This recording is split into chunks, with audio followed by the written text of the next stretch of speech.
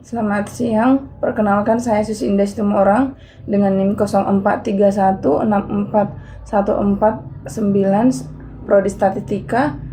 Saat ini akan menjelaskan tugas 3 aplikasi pemrograman R soal nomor 1. Baik, untuk menyelesaikan soal nomor 1, yaitu dimulai dengan mengunci simulasi data acak terlebih dahulu menggunakan perintah set sheet 15. Agar variasi angka distribusi seragam dari fungsi RUNIF yang akan dibangkitkan nilainya selalu konsisten. Baik, untuk soal yang nomor A, yaitu untuk menghitung rata-rata ragam dan simpangan baku menggunakan rumus manual. Dan untuk mencari nilai dari min, varian, dan simpangan bakunya langsung dicari dengan membuat min K1, SD K1, dan selanjutnya. Begitu juga untuk yang bagian B, di mana N1-nya 50 dan N2-nya 65. Hampir sama pengerjaannya dengan yang bagian A. Baik, selanjutnya untuk menguji hipotesis, masukkan juga rumus manualnya. Dan untuk mencari nilainya tinggal klik atau masukkan perintah print uji C. Dan untuk bagian D, uji kesamaan sampel, masukkan rumus manualnya.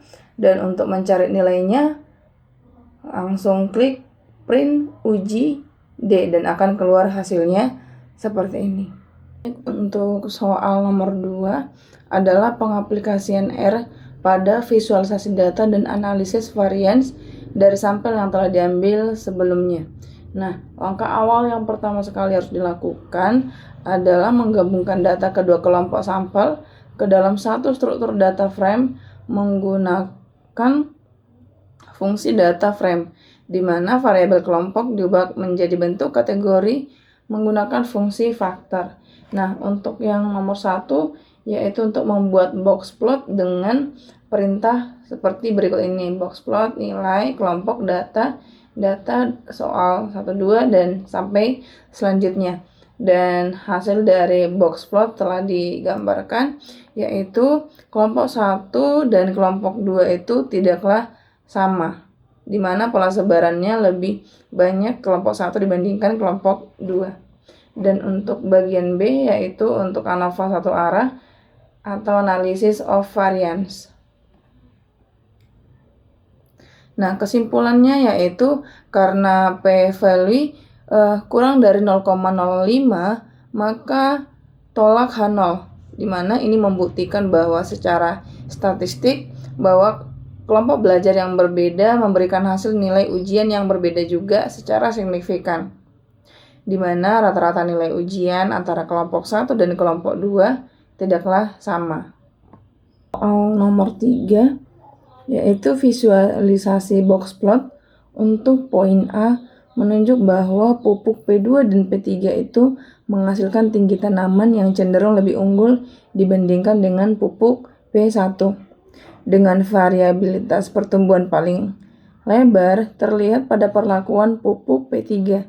Namun, berdasarkan hasil uji ANOVA 2 arah untuk poin B, diperoleh nilai p-value untuk faktor pupuk sebesar 0,104 dan untuk faktor tanah sebesar 0,455. Karena kedua nilai p-value tersebut lebih besar dari alfa 0,05, artinya gagal menolak H0.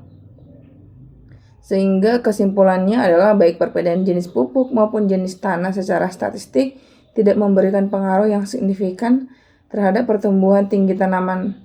Sehingga perbedaan yang tampak pada grafik yaitu hanya dipicu oleh variasi acak di lapangan. Baik, sekian penjelasan saya untuk tugas 3. Sekian dan terima kasih.